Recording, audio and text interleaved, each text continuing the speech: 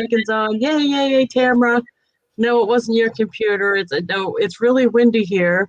And don't forget, we already have our internet is really what? A squirrel in the Flintstone mobile running as fast as he can. So yeah. And you got a photo bomber behind you. Do I? Yeah. Who's that? Who's a photo bomber? Is that Bo? No. Oh, is he down there? I could see his little head poking up over your shoulder. There he is. He's looking. What are you looking at? Oh no, don't bark. We need something else to go wacky this morning. We really do. Oh, anyway, yeah, that was a long 9 minutes we just went through because we were all set, ready on time and everything. Oh yeah, somebody said just keep smiling. Yeah, because then when you freeze, you got a smile on your face. You don't have a dog, right? No. Oh, and I never thought I'd have a dog. Did you ever have dogs? I've had dogs my whole life. And my last two dogs that I had Abby, who was a full-blooded beagle, and she lived to be like 17 with a heart defect. Wow. And then she died and I got Lily. And when they examined her, they said she had the same heart defect. And she wasn't so lucky. I had to have her put down at 4. And she was like my 4th child. And all 3 of my kids got married within a year and left the house. And I had to have her put down 1 week to the day after Cody got married, the 3rd kid. So I said I would never, ever, ever, ever have another animal. And then my oldest son and his wife brought me Chloe, who was my cat. And then I got Jackson to be friends with Chloe, and Chloe ended up having a heart defect, and I had to have her put down exactly the same age that Lily was. Oh. And Jackson's going to be here forever because he's healthy as a horse. It's not, it's awful losing them. That's why I used to have indoor cats, and I don't do that anymore because that's like, I had to sign a release when I got Jackson because he was a rescue, and I had to sign a release saying I would never let him. Yeah.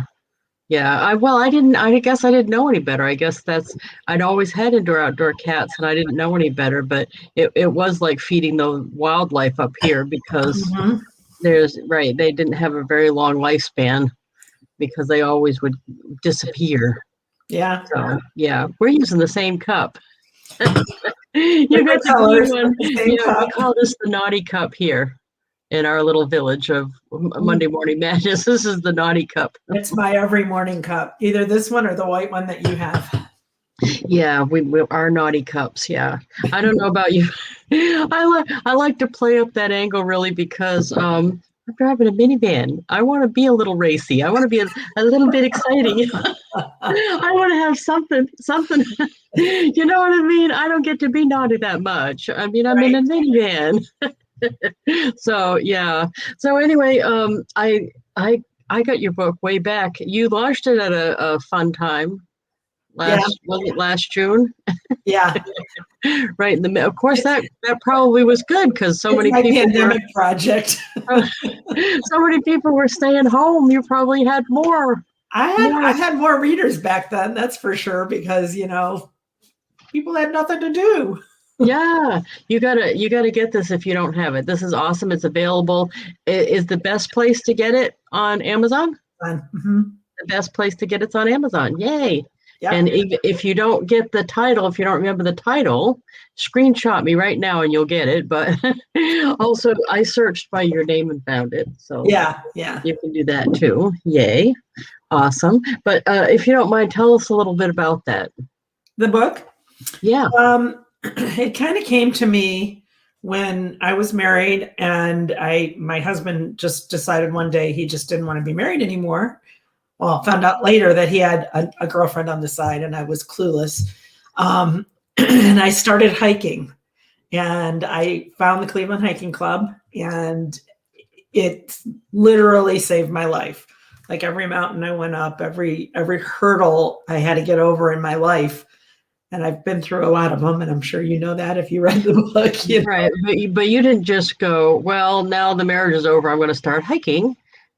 No, hiking probably came into my life in the next year when I found the Cleveland Hiking Club, and that's when I really started hiking, and it changed everything because just being out in nature and doing something that, like, I climbed a 14er in Colorado. I never in a million years would have thought. I mean, it was only a 5-mile hike, but it took all day to do because you went from 11,000 feet in elevation to 14,280 feet in elevation. I mean, I know the exact amount of elevation feet that I climbed because it was hard. And you had to go over a knife edge before you got to the top. And the winds were at about, when we left the ground, it was August. When we left the ground, it was probably, I don't know, I'm going to say 60 degrees out. It was nice. We had clothes packed in our pack for just in case it got colder.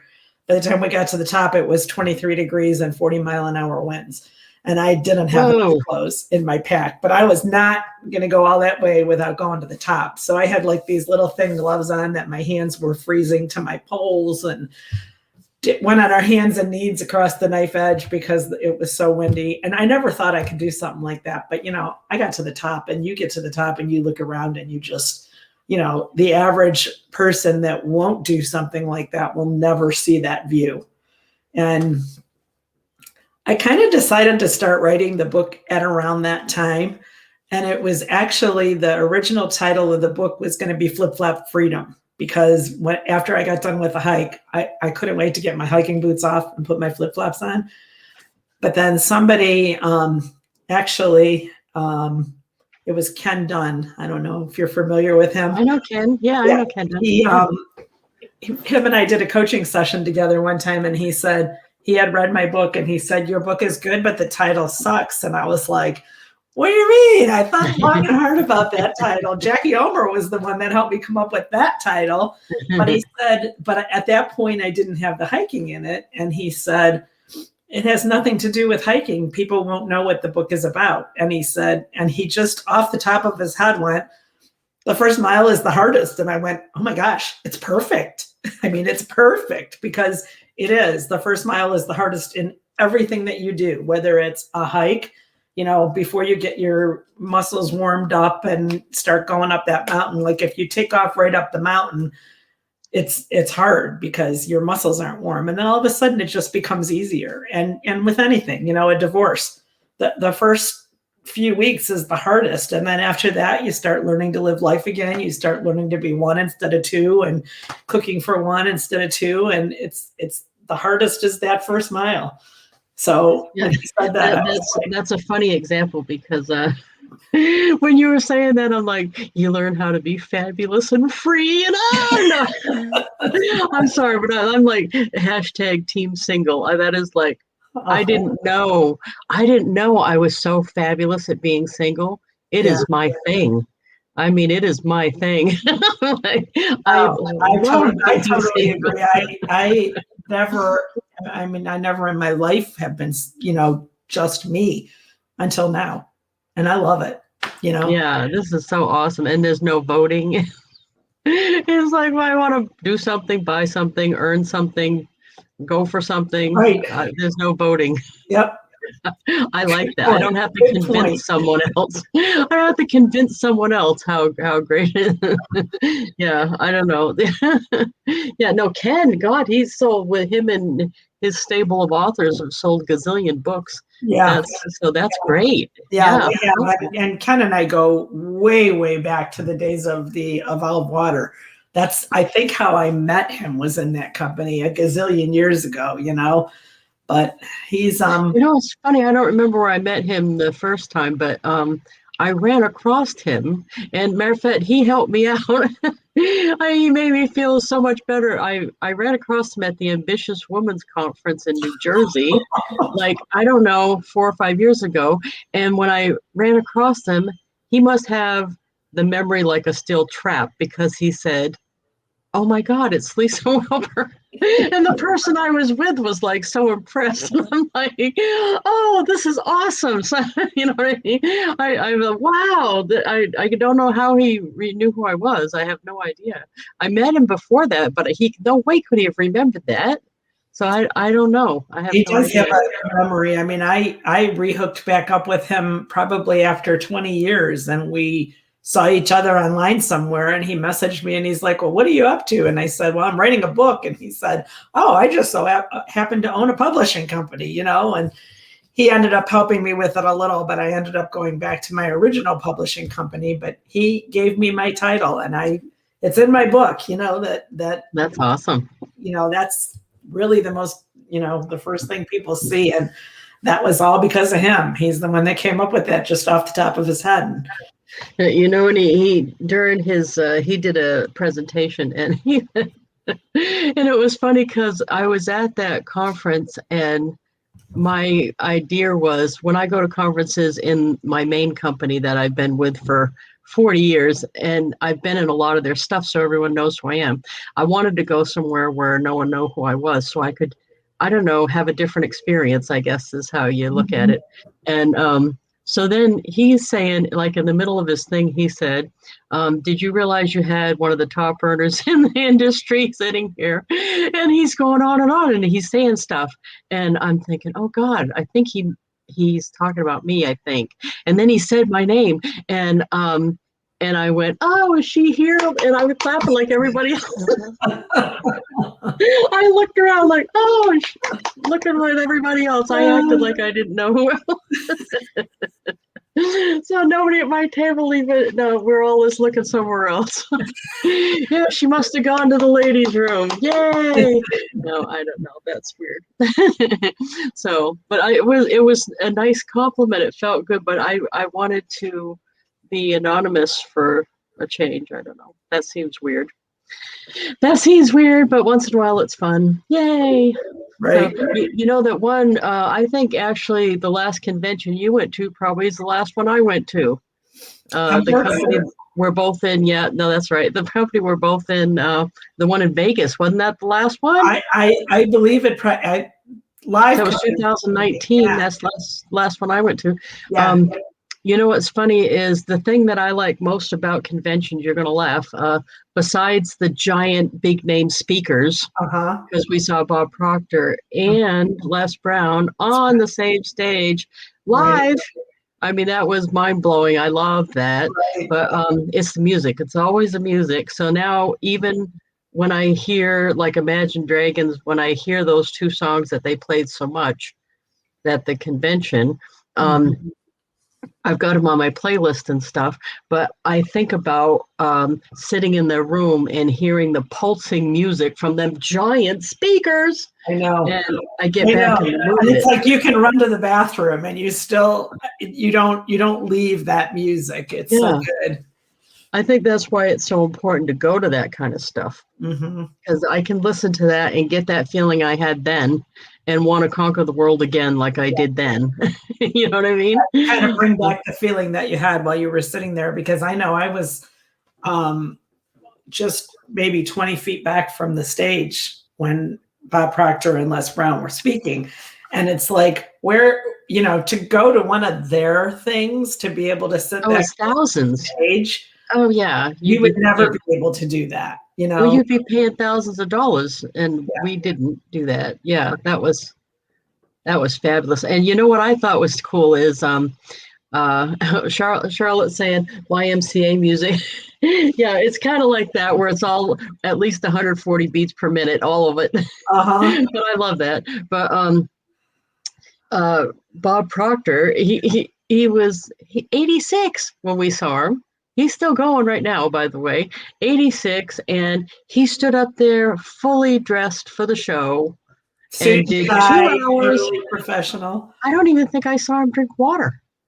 I mean, he stood up there and delivered, and he was spot on. He was not losing it in any way. And it was funny because I'm going to sound old right now, but two young kids next to me sitting there. I don't know how old they were. They're in their 20s probably, but they were like complaining that he went on so long. And I'm thinking, are you on crack? You know what you have here? Yeah. I'm like, if this 86-year-old man can be spot on with everything he's saying for 2 hours and not even take a sip of water, certainly you can sit there and listen to it. But then, you know what? I decided in my head, I thought, I can't let that distract me because the fact of the matter is they're going to be sitting here complaining next year too when I'm up front with Debbie getting an award, because that's how this works. There's always going to be the little nippy ones in the back complaining about what's going on. And then there's going to be the ones that pay attention, making notes and getting the job done, sitting down front, making the money. I almost want a car. I know. I love that. That's why I put that picture in there, because you were going, oh, when you got to go up. Was that what moment was it that picture was taken? It was as I was walking onto the stage, as I was walking up to the stage, because Patty Box was sitting next to me and she was watching the screen. And I turned to her at that moment and I said, my name's going to be next. You just watch. And she looked up and saw my name come up on the screen. And she was like, oh my gosh, your name's on the screen. And I was like, you know. And I looked up and I saw my name and I froze. Like I literally froze. And I had just gone on the stage for my award, but with a bunch of people. And there was 5 of us out of everybody that was there that got called up to the stage to win the car. And she's like pushing me. And as I'm walking, my knees were weak. I mean, literally, I was so freaked out. My knees were weak. I was afraid I wasn't going to be able to make it up the steps. And I got up the steps and I was walking across the stage and I grabbed her hand as she grabbed my hand, because she saw that I was like weak-kneed, and she grabbed my hand and she leans over and she goes, relax. And that was the moment that picture was taken. And it was actually taken by their photographers. Oh, nice. And a friend of mine saw it somewhere and pulled it out. Oh, that's and nice. She posted it all over social media. And I was like, wow, somebody got a great picture. And she said, yeah, it was their photographers that got that picture. But that's still my favorite picture. You know, it's I love that. When you're standing next to somebody of that caliber and she's got your hand and she's holding you up, you know. Yeah. And by the way, that's Jenna. She's the founder, co-founder of the company that you rep for, and actually I rep for too. It's a company, and what the biggest female earner in network marketing, female MLM earner in the world. Yeah, that's awesome. And second in male-female categories. There's nice. One male that's above her, I believe. That's awesome. But was like, Janet from Ireland's on. Hey, my BFF from Ireland. Somebody on here, they didn't give me permission to see their name, so I don't know who it is, said, take those 20-year-olds to Easter Vigil Mass at Catholic Church if they want to know what long is. I'm not Catholic, but I've heard. I'm not Catholic either, but one of my friends in high school was, and we used to go with her once in a while, and I couldn't get over, like, it's like going to gymnastics class, you know, you kneel and you stand and you sit, and you kneel and you stand and you sit. I've been to weddings and funerals at Catholic churches, and sometimes you I mean, it's long compared to the church that I belong to. And there was singing like randomly by one person. Like the priest guy just randomly was singing, right? Oh, that's funny.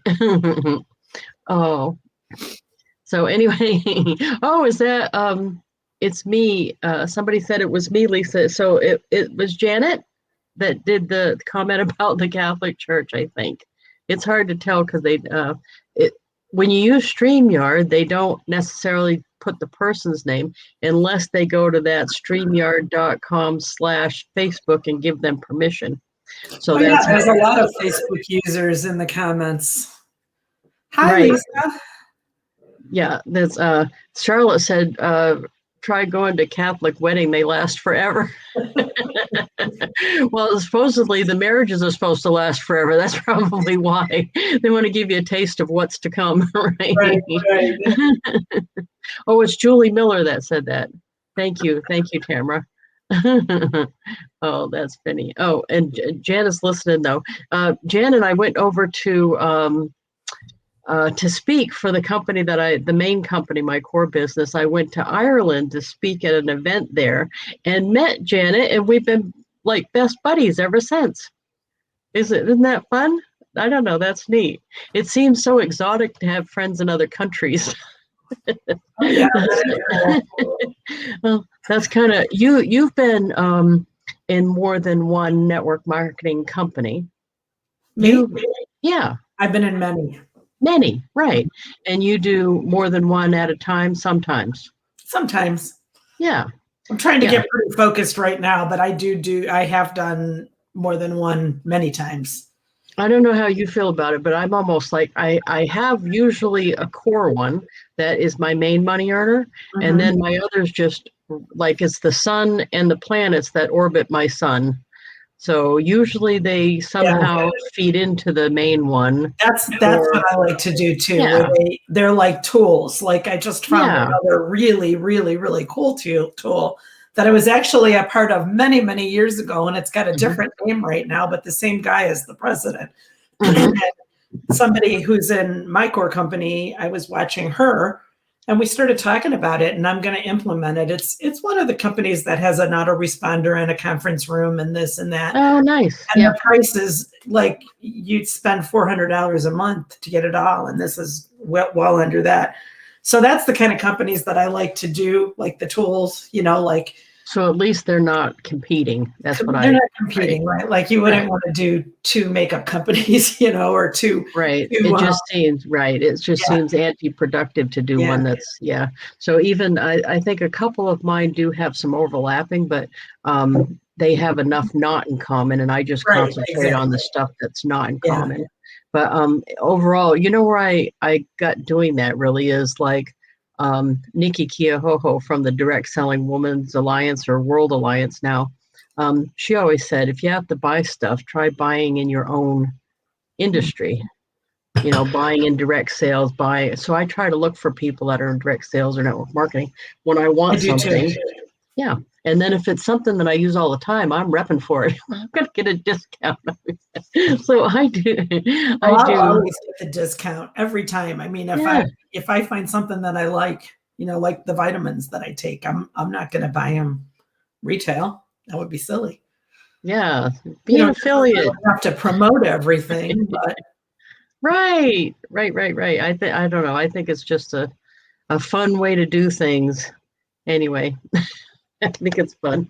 Yeah. So when I went over to see Janet said the best friend ever. We're buddies. So when I went over there, it was funny. We met because the PR lady from, I think I've got this right. Janet can correct me if I'm wrong, but the PR lady from the company had us go and meet one of the descendants from the person that founded the company.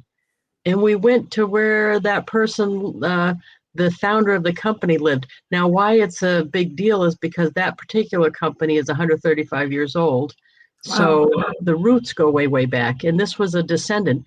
And you don't see many descendants of that particular owner or founder. So it was fun. And so her and I went around with the descendant and took pictures and toured places together. And it was just funny. And the descendant himself, he was, I don't know, Janet can say, he was older at that time. He's now passed away, but he was older at that time. I don't know, had to be 70s, I think, at least. But it was funny because we were sitting in the back of the car and he was driving us around and he was like going 100 miles an hour on an old dirt road. And I'm thinking, oh my God, we're going to die. Is that in Ireland? In Ireland, yeah. Wow. Yeah. Yeah. And it's funny because I frame everything because I'm from New England. And I kept looking around and I thought, man, they don't get any snow here, do they? Because they had no, you want to say breakdown lane, or there's no room between the trees on the side of the road and the road. Here, there's a whole bunch of space because they have to have a place to put all that snow.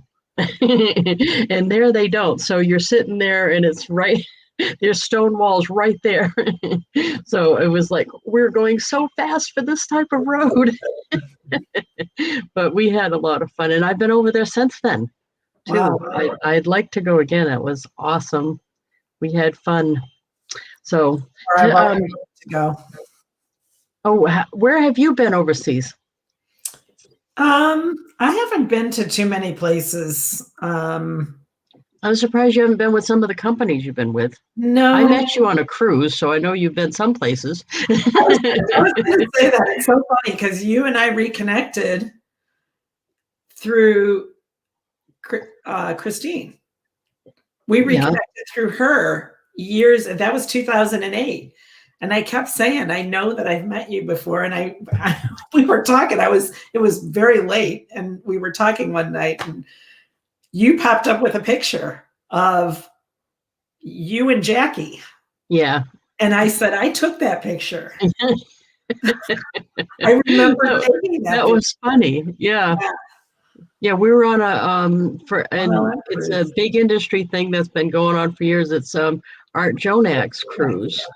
Yeah, I went on, I think 2 or 3 of them at when the kid was smaller.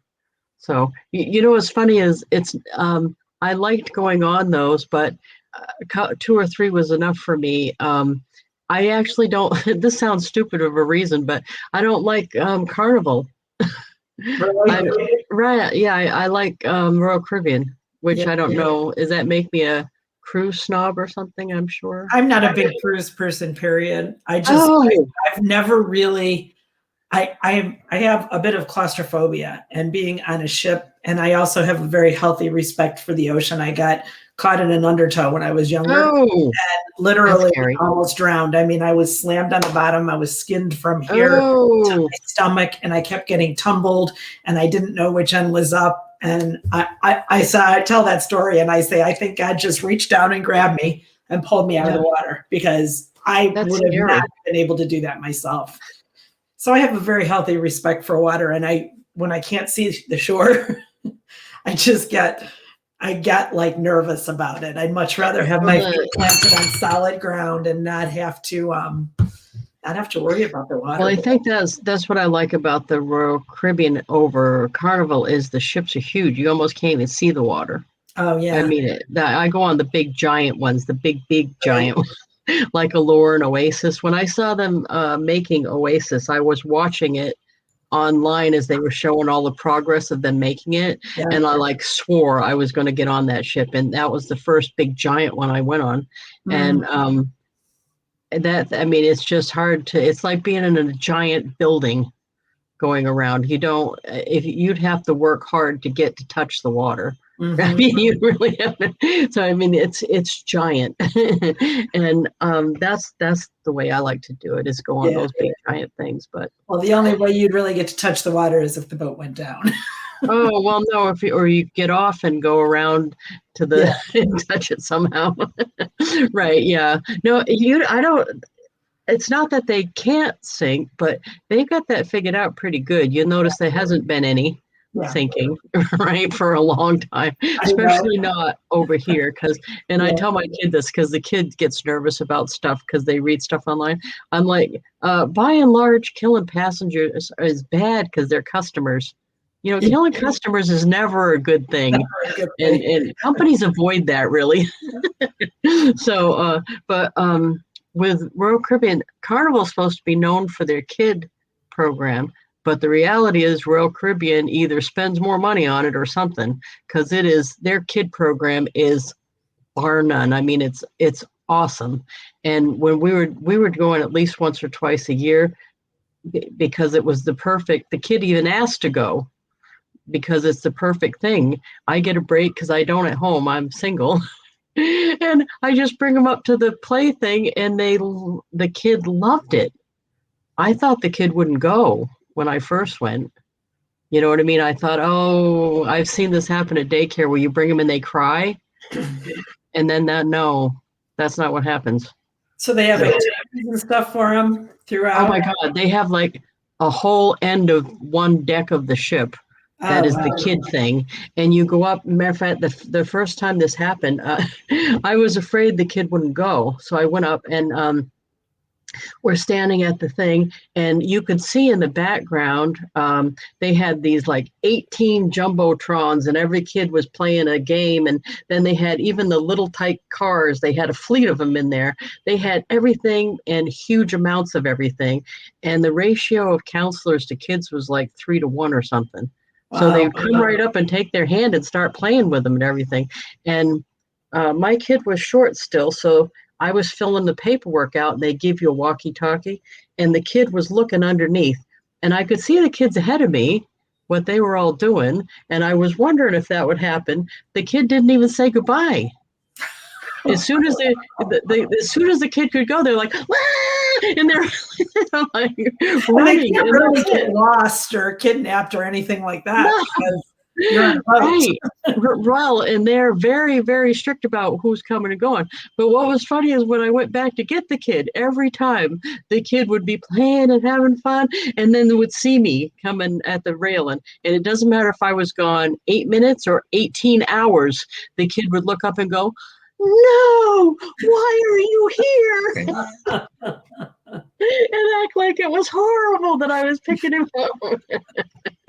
Oh, and that like warmed my heart, because I'm like, the kid can have fun with other kids. Yay, and I can have a vacation. So I love that. But it was funny because the kid really wanted to go.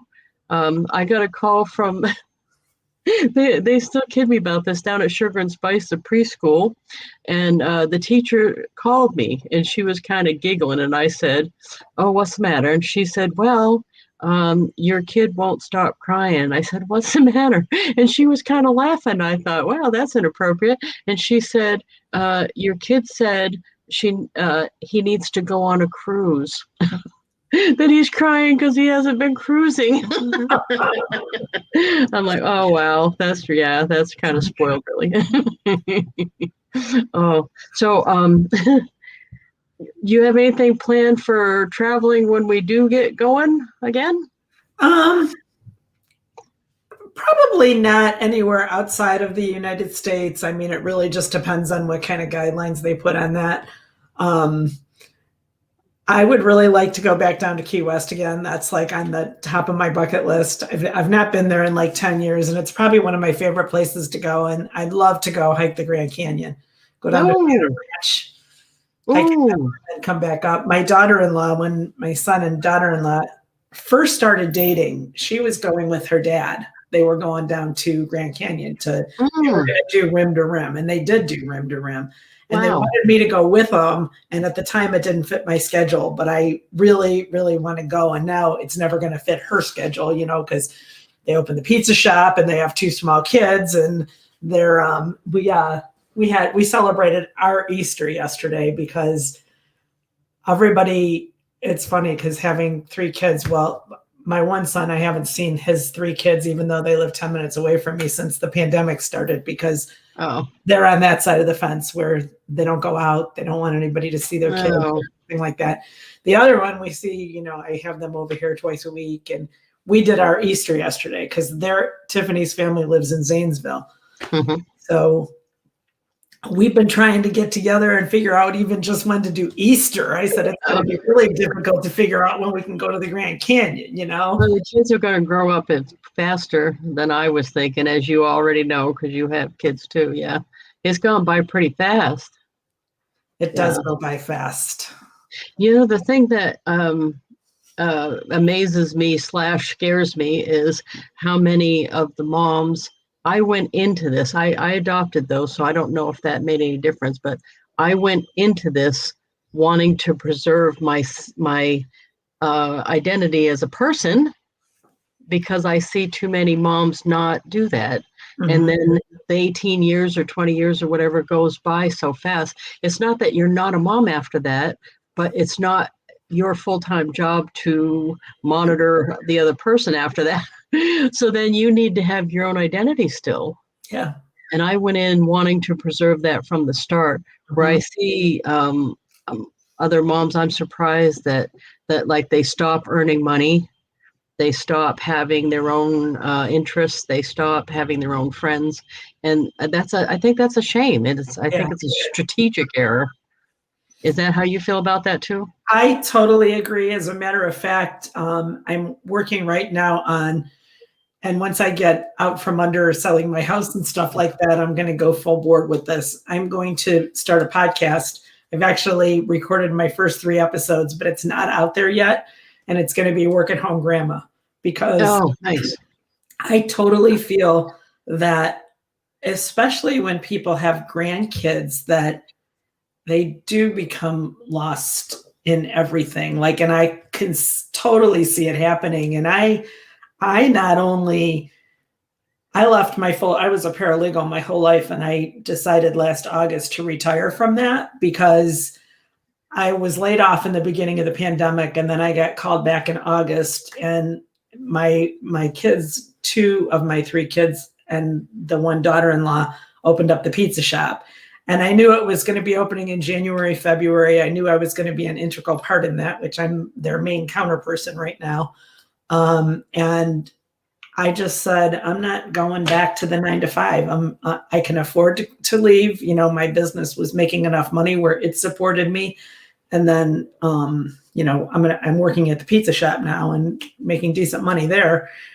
And I just decided I wasn't going to do it. You know, like my hours now are from 2:30 to 8, 5 days a week, I look at it like it's nothing. I don't have to be up at 4 a.m. to be downtown at 7 to take the bus and to, you know, be away from my home for 12 hours a day. But I not only work at the pizza shop, but I work my own business. Plus I help take care of the kids when they need help with the kids. So I'm like a work at home grandma on 3 different counts. You know, I have to fit my own business in, which I do usually this time of the day is when I work my own business. And then like today is my day off. Sunday and Monday are basically our weekend because the pizza shop is closed. But starting tomorrow at 2:30, I leave at 2:15. I live 5 minutes away. And I'm like mornings, if they have to run some errands for the pizza shop, I watch the kids. So Charlotte says, what kind of business? She's in network marketing, Charlotte. She does that just like us. She's in network marketing just like us. So she gets to work it around her schedule and whatever else she wants to do.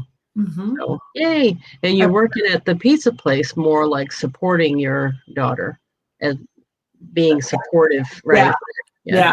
So that's, you know, I mean, they really need somebody that they can trust. Like, we're trying to get Tiffany out of there like kind of earlier at night to go home, but then somebody's got to collect all the money and balance at the end of the day. And my other son, who's part owner in the pizza shop, is a CPA, and he has his office upstairs. So he takes care of all the money. So I like collect it all up at the end of the day, put it in the safe. He takes it out in the morning and balances the day. Oh, nice. So it works out, but you know, it's like a group effort. It's a definitely a family effort. But you know,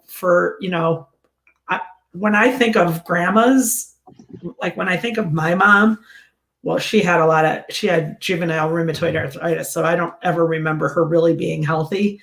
But when I think of her, when she was a grandma and my kids were small, like I had to take my kids and put them in her lap because she didn't trust herself to pick them up because of her arthritis was so bad. And, you know, like, I mean, I take my grandkids and throw them up in the air and bounce them around. And I just don't think grandmas want to be, you know, in that, you know, sitting around knitting Afghans and in a rocking chair anymore. You know, we want to be out hiking and taking care of the kids and still being a valuable part of society. So I decided to start this podcast, and I'm going to do it. I've been dragging my feet on it.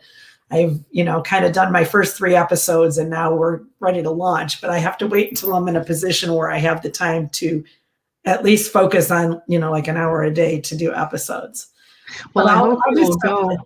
Yeah, go in Monday Morning Madness and put the link when you get it up. Oh, I will definitely. Yeah, and you know, on this one, what we're doing together right now, the YouTube, this is going to be on YouTube as going forward. I'm going to add it today. And what you can do is once you get that up and going, go back and put it in and tell me, and I'll put the link in the description thing so people can go to it. Yeah.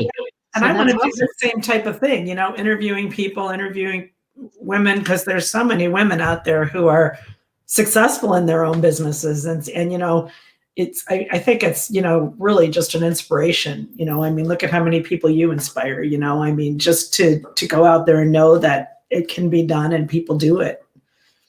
Oh, thank you. Yay. Yay. This is like the funnest thing ever. Being in this business, I don't know, being able to do what I want and earning stuff. And to me, it's like a game too. I want to know how much I can earn in how little of a time and stuff like that. A Facebook user says, I usually have to rush my day to get to car rider line in time for the 8-year-old grandson, then homework, and then let him whoop me at Uno after that. And she said, thank God for MLM. Yeah. My kid doesn't even know any different. I've always been here. So I'm here when the bus comes. I'm here when the bus lets off. So Charlotte said, how did that affect her? I asked because my mother has that, and most days she is in so much pain. So how it was?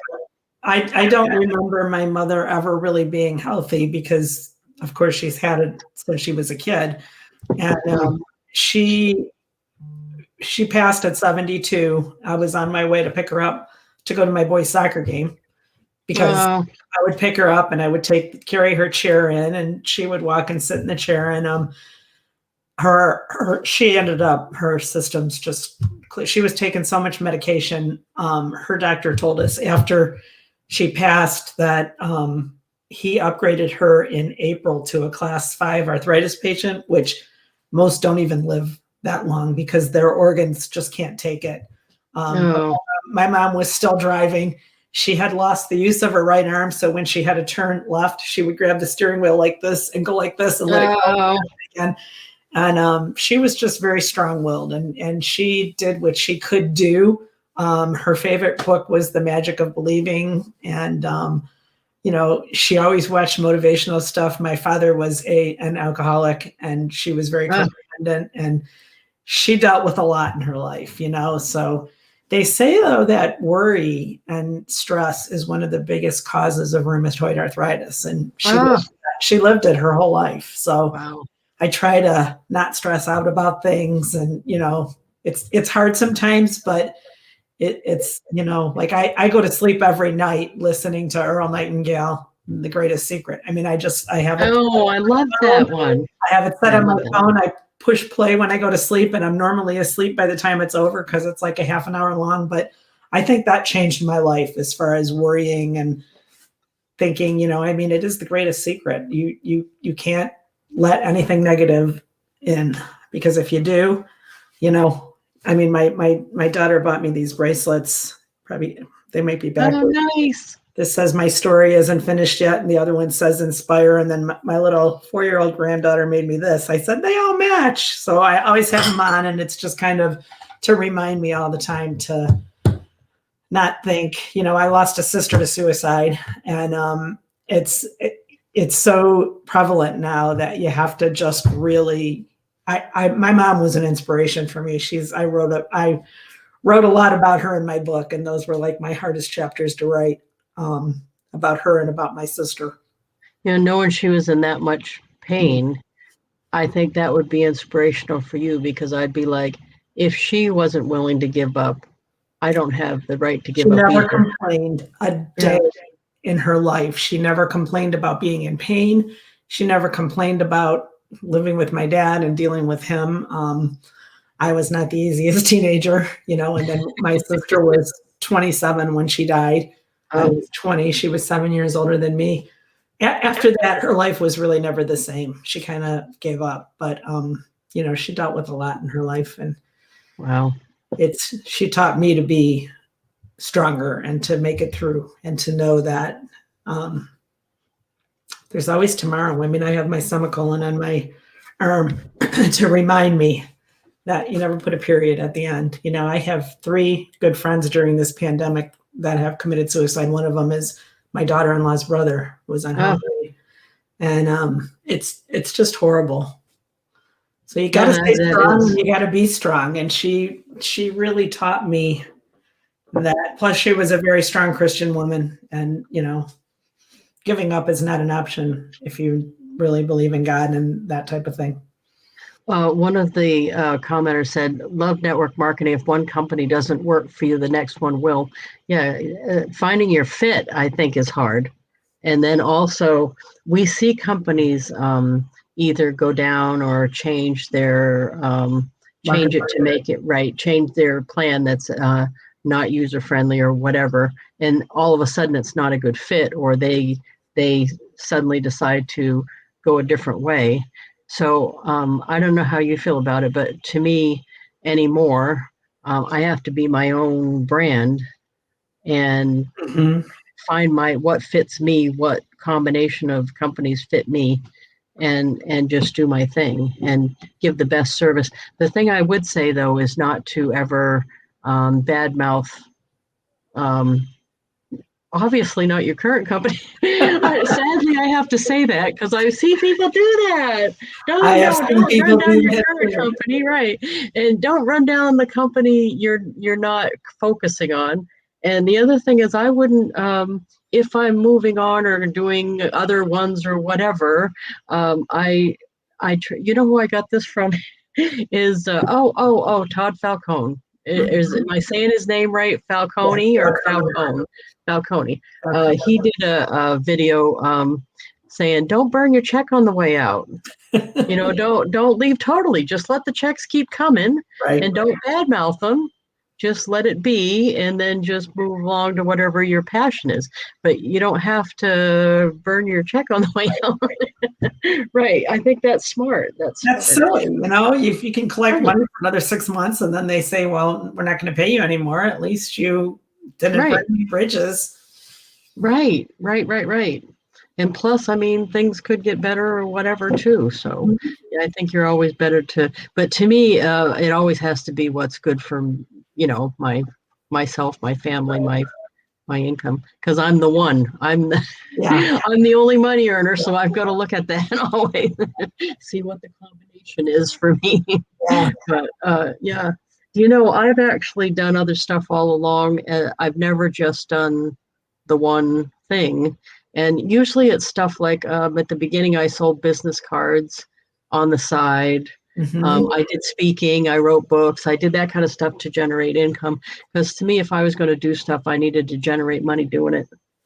So do you feel that way too? That your your time has to equal Yeah. some money?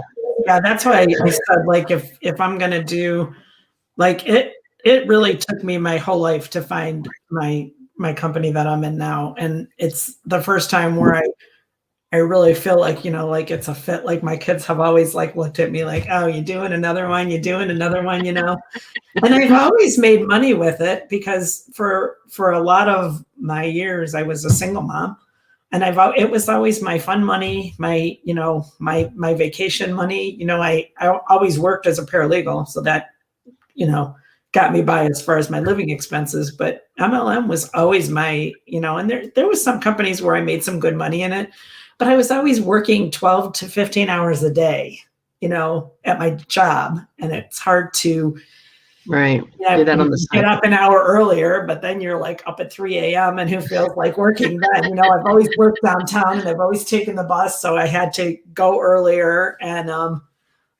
it's taken me a long time to find this company, and I think that it was just such a fit for me that I made a lot of money right out of the gate for the first time ever. But everything I do around it, it always is something that's going to feed into what I'm doing. Like it'll be what do you call the client management systems, or Yeah, the autoresponder. I know what you mean. Yeah. You make money with all of those if you bring on, like, if I bring on an affiliate in my main company, they're going to need the same things that I'm using to be a good sponsor to their. Right. So you might as well. Right. I'll make money off of them. Yeah. Yeah. And I know this is probably controversial too, but I like having a way to generate some income so that I don't feel weird when I have to help a lot of people that are not in my downline in my core business. It's not that I have to, but I get asked to. And I don't want to say I can't help you, but I also can't spend all of my time doing that with no income from any source and justify that with my family. Right. So if I have these little things on the side, at least I have, it's not that I think they'll all do it, but some of them will, and that'll be enough to pay for the hours that I'm not helping my own team. Right. Does that make sense? You know what I mean? It makes perfect sense. And I think that that's one of the main reasons why I wanted to start my podcast, because I feel like that's a way of bringing people into my world and not bringing them in saying, this is my network marketing company, come join.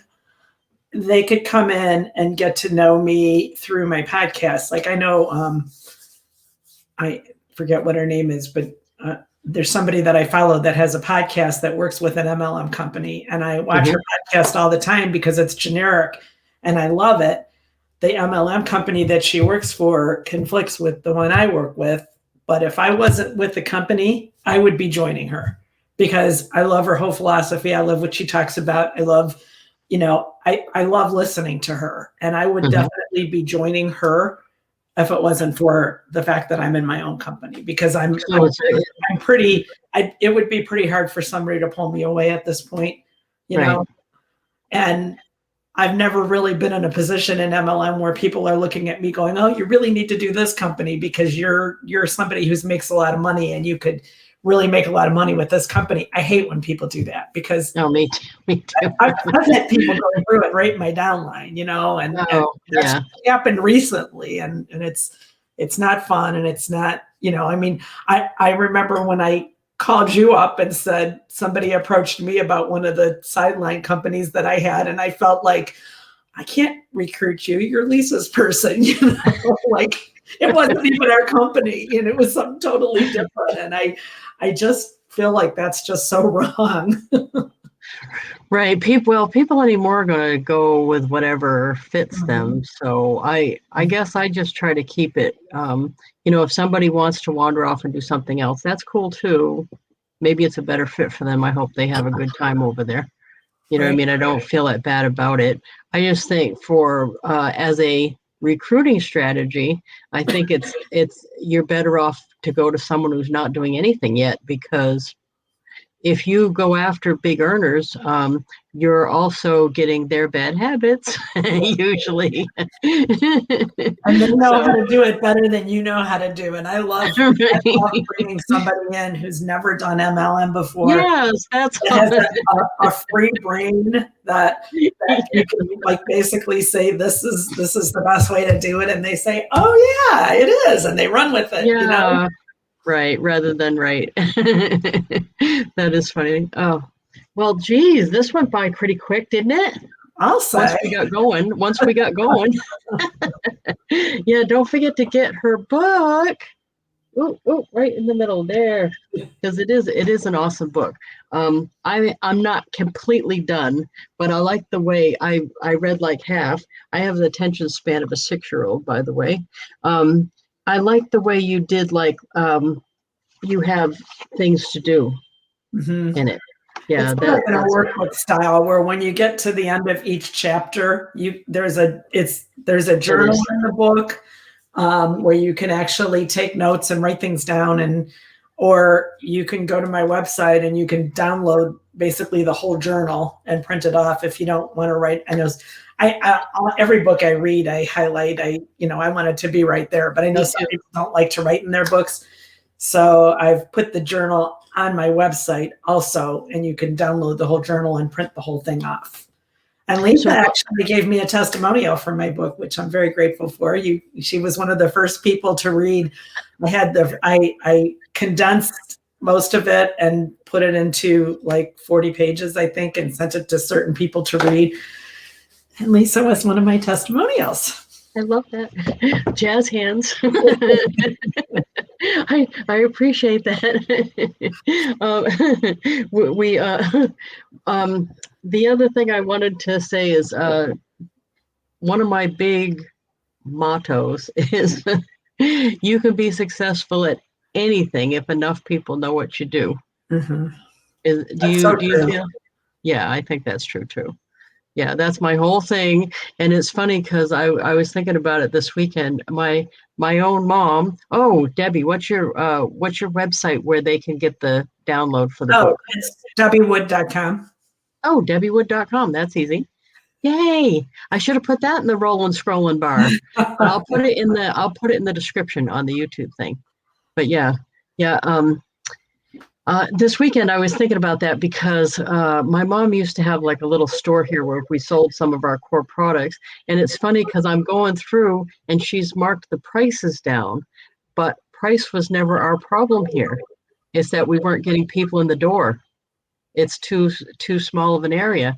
So you can go as low as you want on the price, but if no one's seeing it, so that's why in network marketing, I don't ever compete on price. I don't give a discount. I don't offer 10% off. It's not usually about that. They're not shopping price. They're trying to find you at all. If they know that you sell, that's the thing.